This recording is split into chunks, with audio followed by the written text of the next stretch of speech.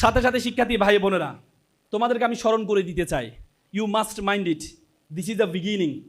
You must mind it, this is the beginning, this is the very very beginning of your journey. তোমাদের জীবন মাত্র শুরু হয়েছে, তোমাদের জীবন মাত্র শুরু হয়েছে।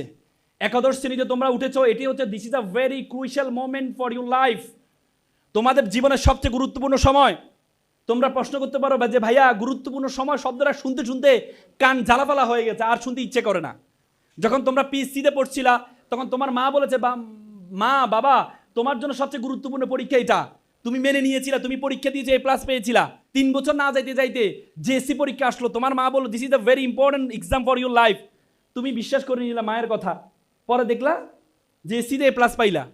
এরপরে 2 বছর না যাইতে যাইতে আরেকটা পরীক্ষা আসলো, SSC পরীক্ষা। এরপরে বলো মা বলো this is a very important exam for your life. তোমরা বলো যে কি রে, সব ইম্পর্টেন্ট এক্সাম, তো তাহলে নন ইম্পর্টেন্ট কোনটা? এরপরেও তোমরা যাক বড়দের কথা শুনতে হয় জন্য বিশ্বাস করে নিলা, SSCতে A+ পাইলা, A গ্রেড পাইলা।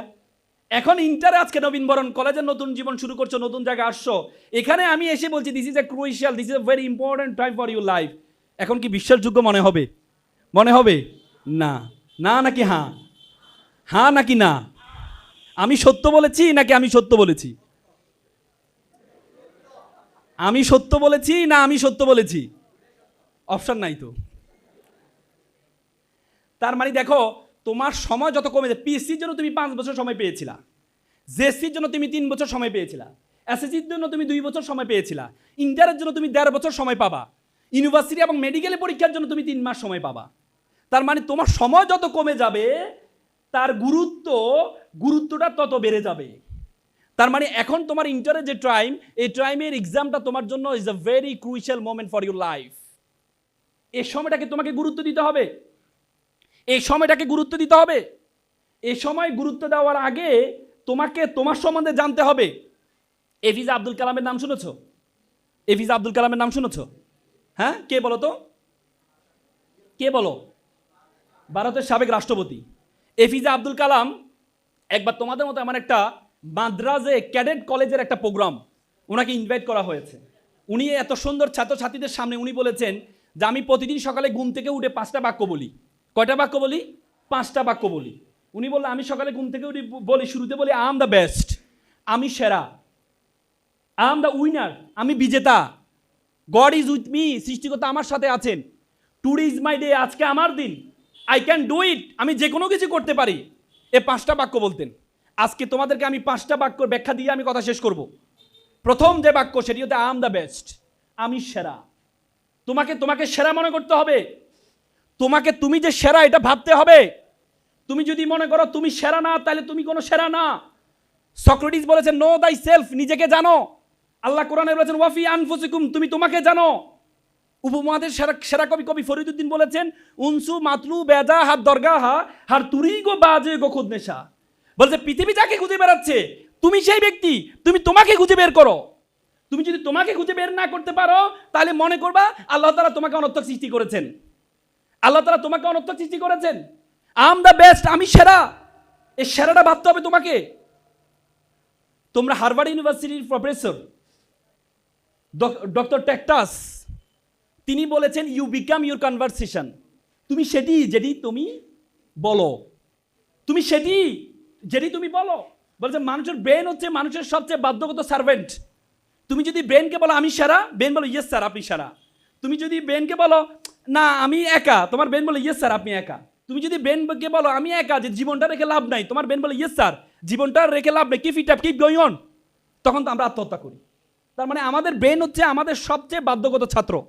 আমি যদি ব্রেনকে বলি আমার দ্বারা কিছুই হবে না, তোমার ব্রেন বলবে তোমার দ্বারা কিছুই হবে না। তুমি যদি ব্রেনকে বলো আমার দ্বারা কিছু হবে, তোমার ব্রেন বলবে ইয়েস স্যার আপনাকে দ্বারা কিছু হবে। আমি কয়েকদিন আগে 3-4 দিন আগে আমি আফ্রিকা গিয়েছিলাম। আফ্রিকায় পৃথিবীর সবচেয়ে লার্জেস্ট সাফারি মাসাই মারা সাফারি। মাসাই একটা উপজাতিদের, সেখানে প্রায় 500 কিলোমিটার ধরে একটা সাফারি, যেখানে পৃথিবীর যত প্রাণী আছে সকল প্রাণীগুলো বসবাস। ন্যাচারালি আমরা একটা প্রোটেক্টেড গাড়ি দিয়ে, ল্যান্ড ক্রুজার গাড়ি দিয়ে আমরা এটার ভিতরে গিয়ে তুমি ন্যাচারালভাবে দেখতে পারবা বাঘ কী করে, সিংহ কী করে, প্রাণীগুলো কী করে। আমি 2 দিন সেখানে থেকেছিলাম সে সাফারিতে। সেখানে দেখেছি সিংহ, বাঘ। সিংহ যে এলাকায় থাকে ওই এলাকায় আশেপাশে কোনো প্রাণী থাকে না। কিছু সিংহকে দেখলাম ঘুমাচ্ছে, আর কিছু সিংহ তার দাড়ি মোচ এভাবে সেভাবে দাঁড়িয়ে আছে, আশেপাশে কোনো প্রাণী নেই।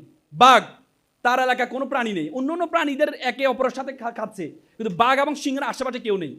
আচ্ছা বলো তো, বাঘ এবং সিংহ আমাদের জন্য কি উপকারে আসে বলো তো? আসে? বাঘ সিংহ আমাদের কোনো উপকারে আসে? হ্যাঁ? বাঘের দিয়ে গাধাকে যেভাবে খাটাও, গরুকে যেভাবে খাটাও, গাধাকে দিয়ে বাঘকে দিয়ে তুমি খাটাতে পারবা? খাটাতে পারবা? পারবা?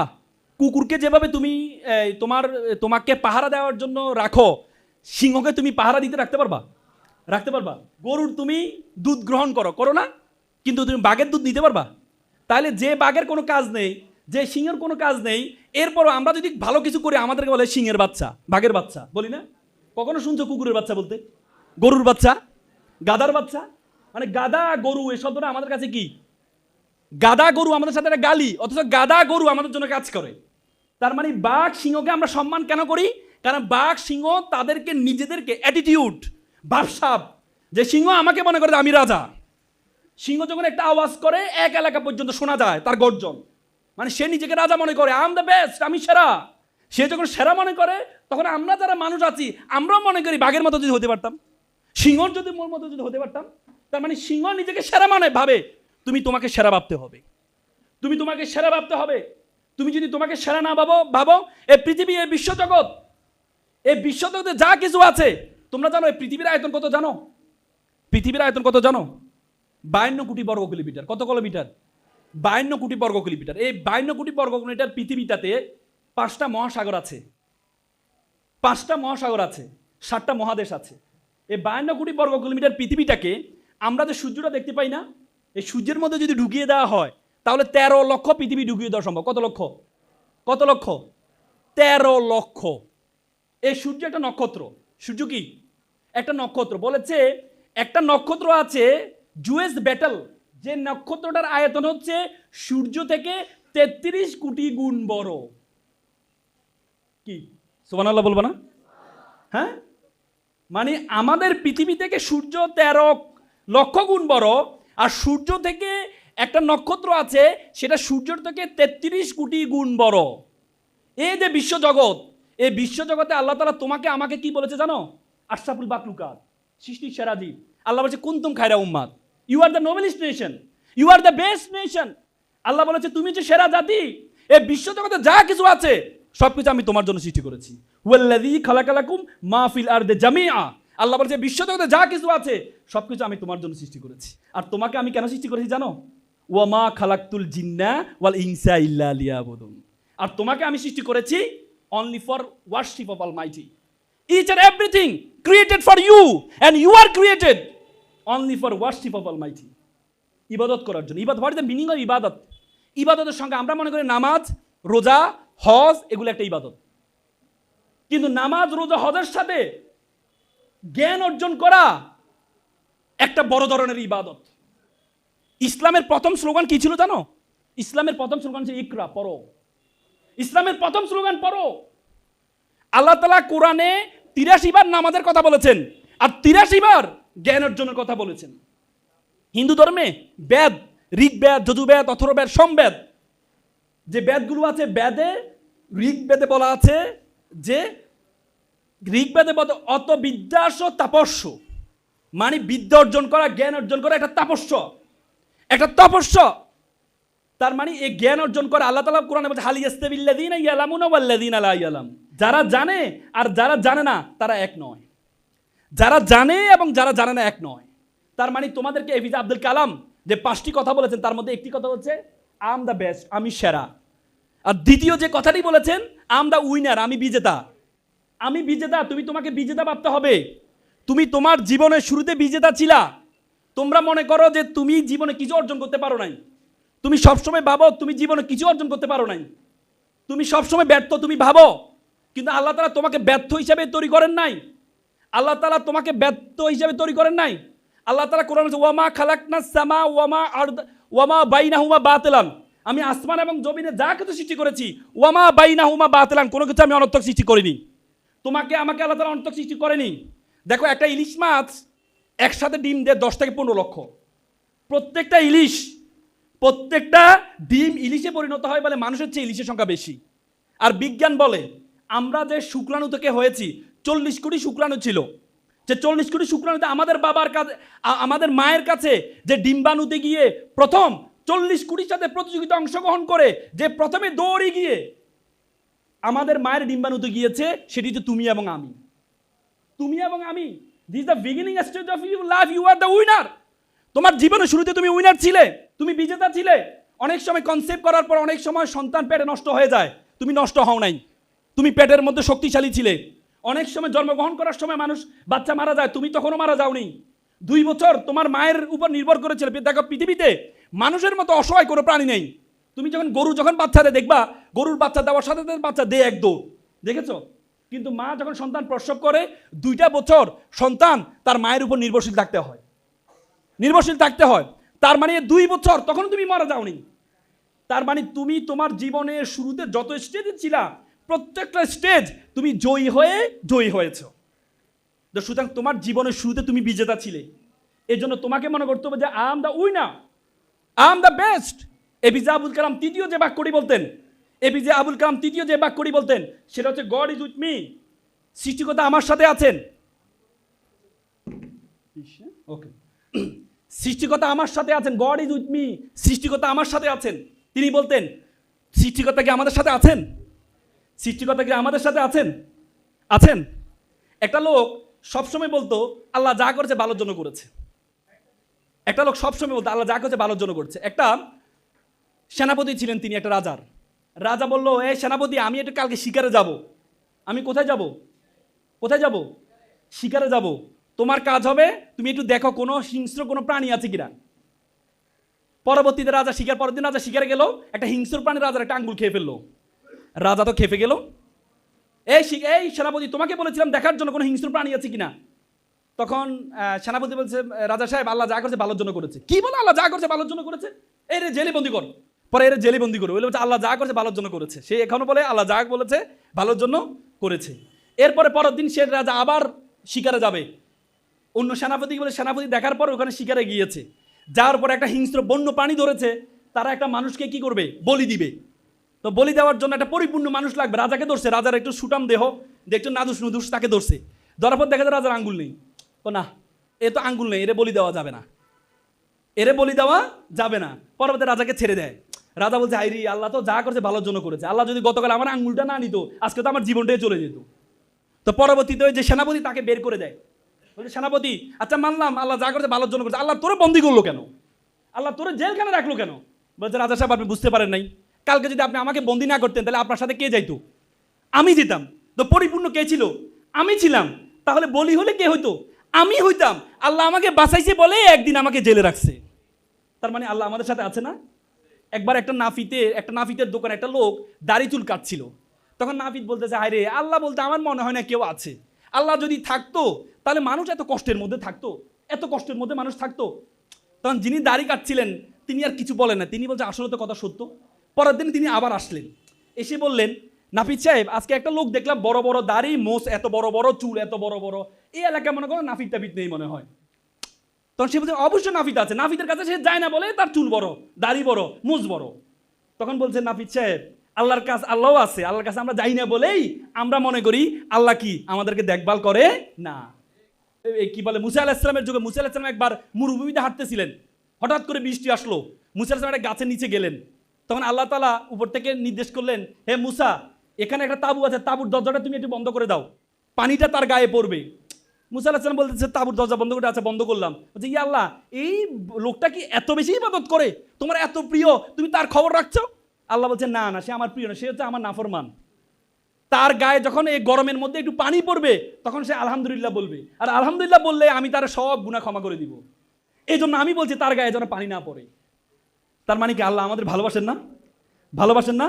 তাহলে god is with me, god কি আমাদের সাথে আছেন? আছেন? আছেন। তারপরে হচ্ছে টুডে ইজ মাই ডে, আজকে আমার দিন। এপিজে আব্দুল কালাম বলতে, টুডে ইজ মাই ডে, আজকে আমার দিন।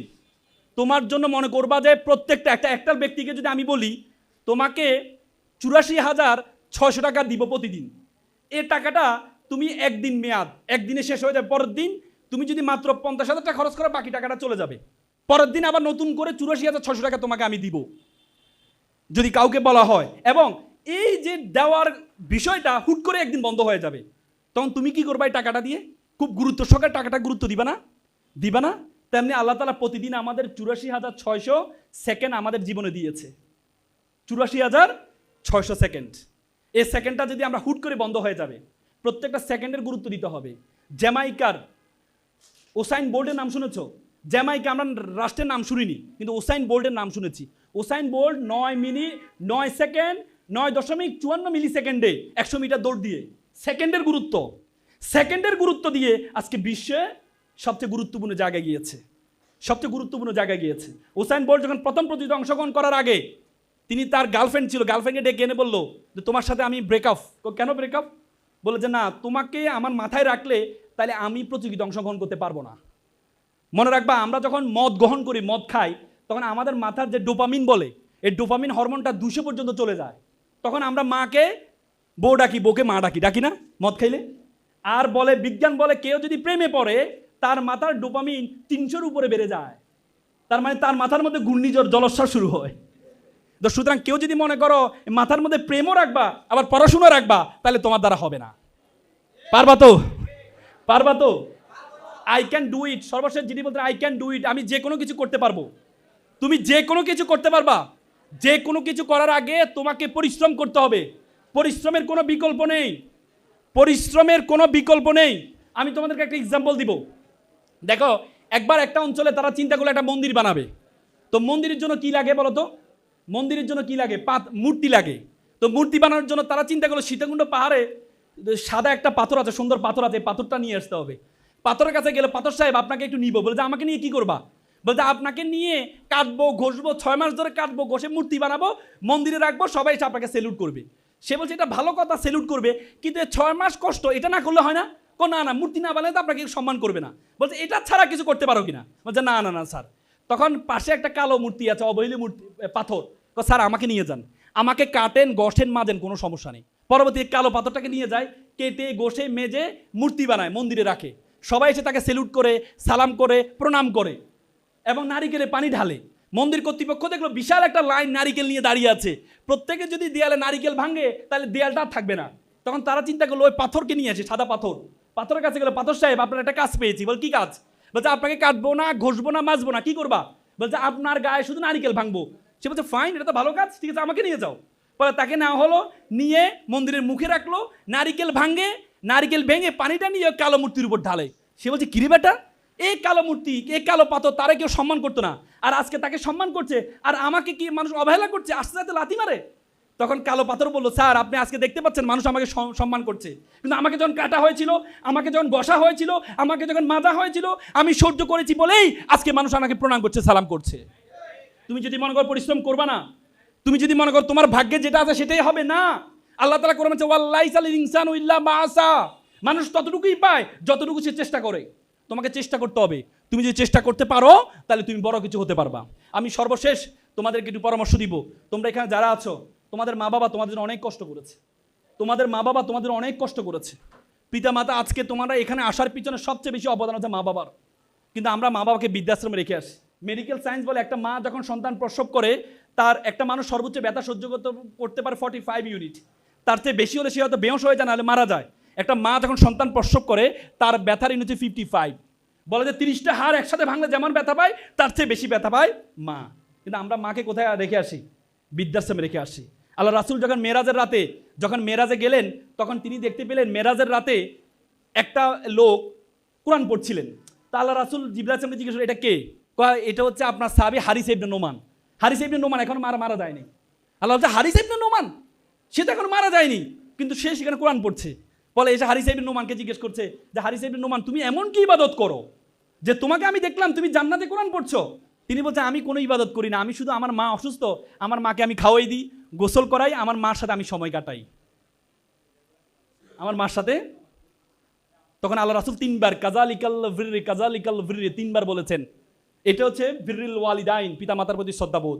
সুতরাং তোমরা পিতামাতার প্রতি শ্রদ্ধাবোধ রাখতে পারবা তো ইনশাল্লাহ? তারপর হচ্ছে তোমাদেরকে একটা স্টোরি বলে আমি শেষ করবো। আমার জীবনে সবচেয়ে বেশি দাগ কেটেছে, আমি এটা না বলে পারি না। এটা আমার জীবনে সবচেয়ে বেশি দাগ কেটেছে, এটা না বললে আমি পারি না।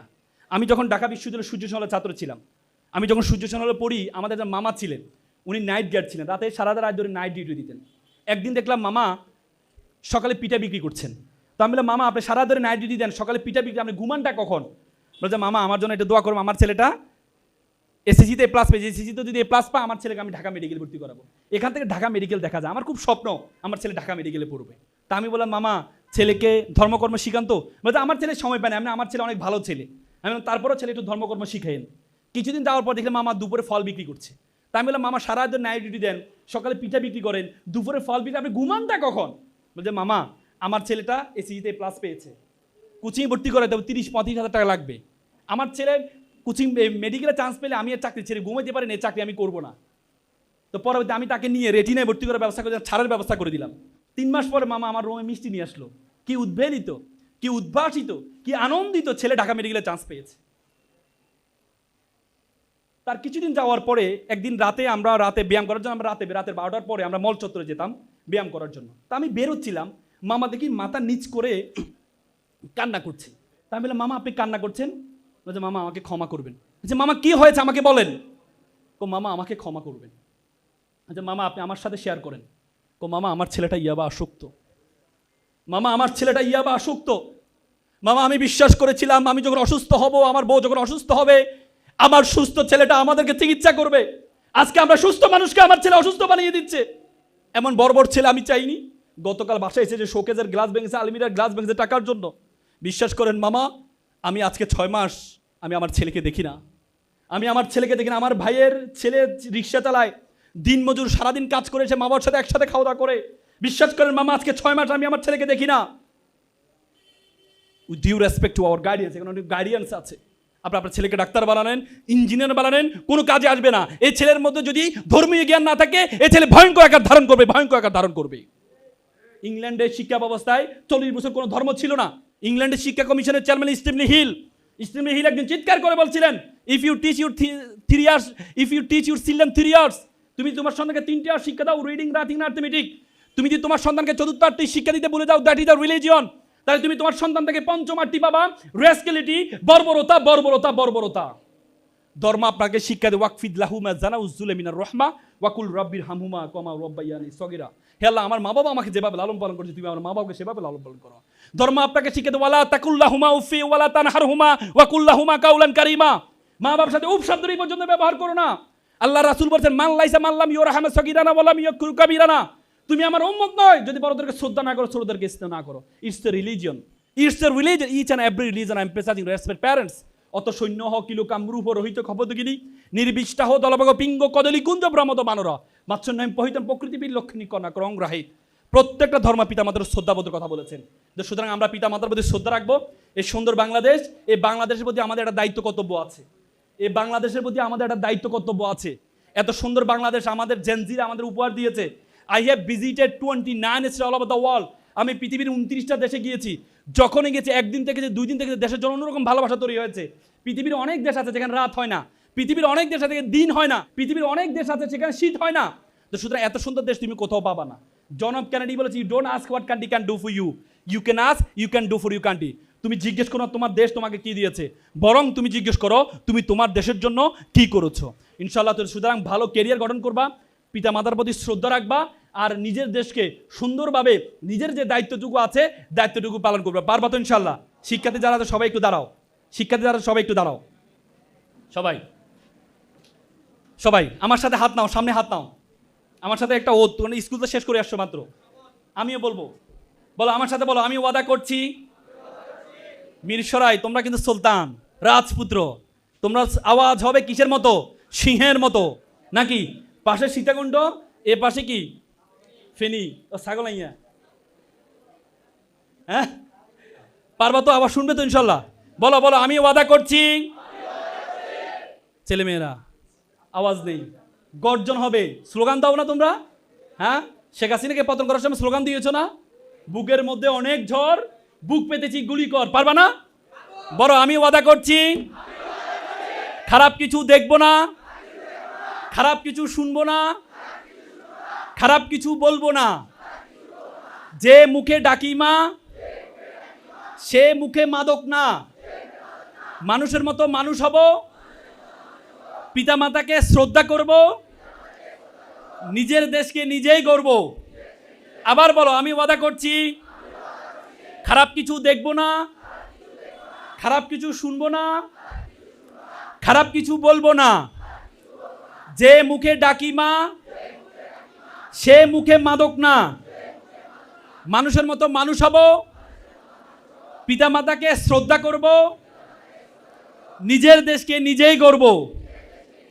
তোমরা যারা ছোট শিশু, বড় হবে ঠিক, তোমরা হবে শিল্পী, কবি, লেখক, বৈজ্ঞানিক। আজকে যারা ফুলের কলি, কালকে হবে ফুল। তোমরাই দূর করবে এই সমাজের ভুল। সকালে ভালো থাকবা, সুস্থ থাকবা। আসসালামু আলাইকুম।